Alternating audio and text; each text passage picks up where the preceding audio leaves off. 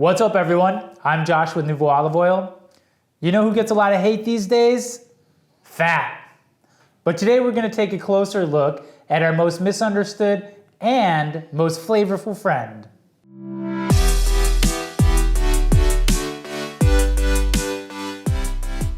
Good fat, bad fat, high fat, low fat, free fatty acids. I've been called them all. No, but seriously, doesn't fat make you fat? But then again, do carbs make you carb? And does protein keep you proteinated? Growing up in the 80s, we were in the middle of the low fat craze. And what's interesting is there's a recent study published by Harvard University that showed that in those 30 years, when Americans ditched fat or severely limited their intake of fat, that's exactly when obesity, diabetes, and cardiovascular disease skyrocketed in this country. Now this is a topic for another day. Let's take a step back for a minute and really look at what fat really is. The old question used to be whether fats are good or bad for me, or carbs, are they good or bad for me? But really the new question is, how much of each is the right amount for me?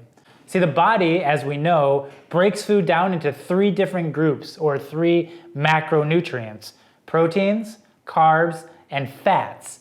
Eliminating one of the core food groups from our body doesn't seem like it would make a lot of sense. Clearly though, our body needs fats. And a good thing too, because fat is flavor. That's why everyone loves bacon and butter and olive oil. But it goes beyond that. See, our bodies don't make certain essential fatty acids, and the only way we can get them is by eating fatty foods.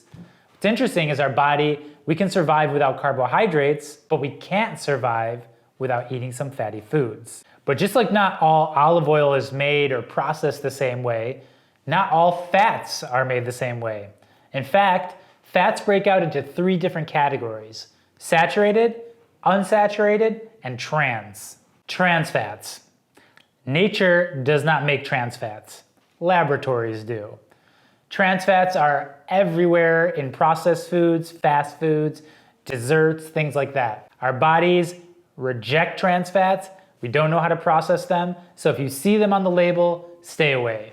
So saturated fats include cheese, butter, heavy cream, cold cut meats, coconut oil, and it seems that current science says the jury's still out with this, though they do say you want to moderate your intake of these fats. And lastly, the healthy fats, unsaturated fats, of which there are 2 types: monounsaturated and polyunsaturated. And so some examples of these include fatty fish, like tuna, salmon, mackerel, olives and olive oil, also nuts, like walnuts and almonds. Polyunsaturated fat is where the omega-3s and the omega-6s are. And these are the essential fatty acids that the body can't create on its own. The only way we get those omegas is by consuming foods with polyunsaturated fats.